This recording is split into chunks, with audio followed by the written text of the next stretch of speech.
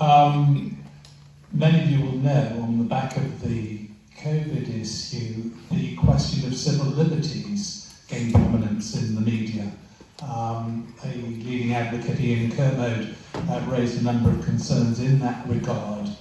Do you, as candidates for Legislative Council, have any concerns about civil liberties and how we might improve the situation, or maybe you think it's satisfactory? Thank you. Just thinking. Yeah, always hard being first. In summary? Just summarise just quick one. In simple terms, the question of civil liberties on the Isle of Man has been called into question. I gave an example of a leading advocate who has written about this in the media, and of course there's been other commentary. For example, 71 people were sent to prison because of breaches of the coronavirus regulations. So the question is whether our civil liberties position is something that needs to be addressed and improved, or perhaps you think it does not? I think the 71 people, I mean that was such unprecedented. It's not a big enough word.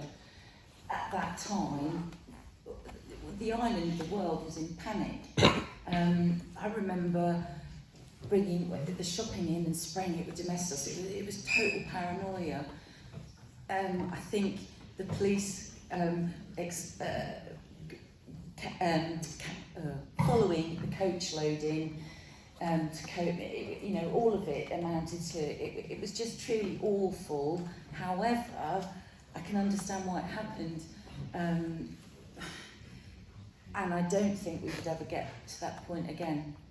I just think it was just a different time. We're only 18 months down the road, but look at us, we're all sitting next to each other. It's so different, isn't it, to those early days when the panic set in, and it was panic. So,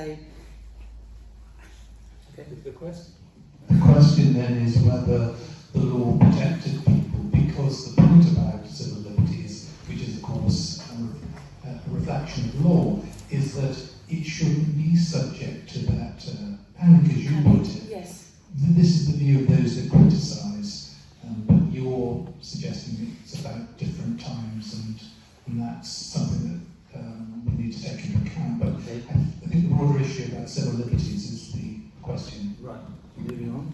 Great. I mean, civil liberties is a very important topic and not something that can be glossed over. It's important that it's questioned and raised at times like that, and that is something that, going back to the public inquiry question, there needs to be a review of what was done. I don't personally believe that it could necessarily have been done any differently or any better. And I think what has to be recognised here as well is that civil liberties aren't just about the individual, it's about the liberties of the population as a whole and the well-being of the island's population.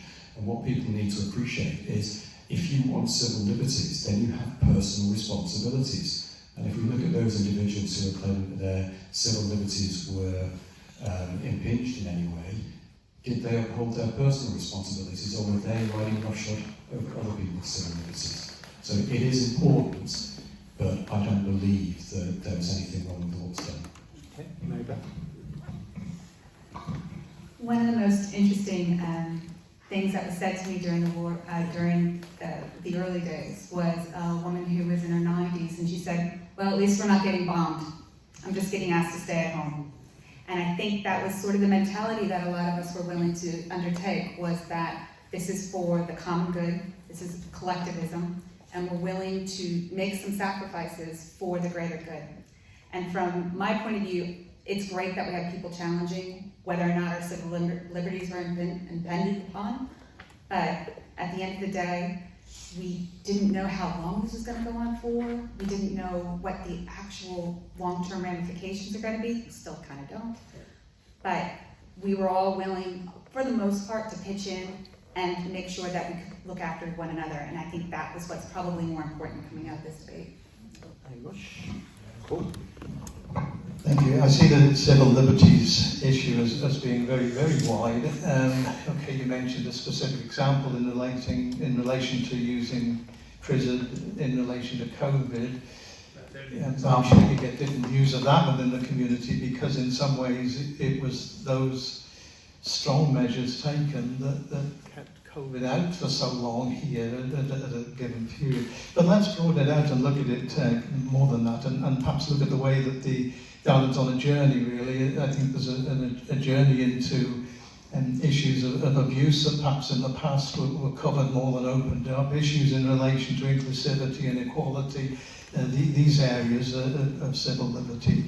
And I welcome Craig's comment that with civil liberties go responsibilities, that's undoubtedly there. But I would see us on a journey on this, and I think the whole community has to come with you on it, so it's a big issue. It's interesting to hear, I haven't seen the article you referred to, but it's interesting to hear that one of our advocates has been looking at that area. But I think it's a huge issue, and I think we've got some movement in the right direction. Thank you. As I said, framed within the context of kind of COVID, I was chatting to a GP on Friday who said he qualified 31 years ago and he's never seen a situation with an illness or anything like that that's had so many variables. So I think it's important that the context is applied to it. The decisions and things that were made last year were made on a medical basis from people with more expertise than certainly myself and sort of layman sort of people from a medical point of view.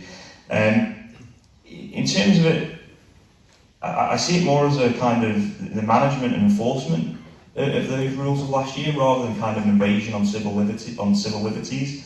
At the end of the day, even within the emergency powers, everything was underpinned by a legal framework still. So if anybody was arrested, it was because they broke the law. Whether or not you agree with that law is a different question, but there was a legal framework which was still underpinning everything at the time. So for me, it's more a question around the management and enforcement of those legal frameworks at the time, as opposed to it being an attack on civil liberties. I think where we are as an island, I think we actually benefit from really positive and quite good civil freedoms, actually. Okay, Dan? Well, it's a little bit going back to Andrew's question about plain English.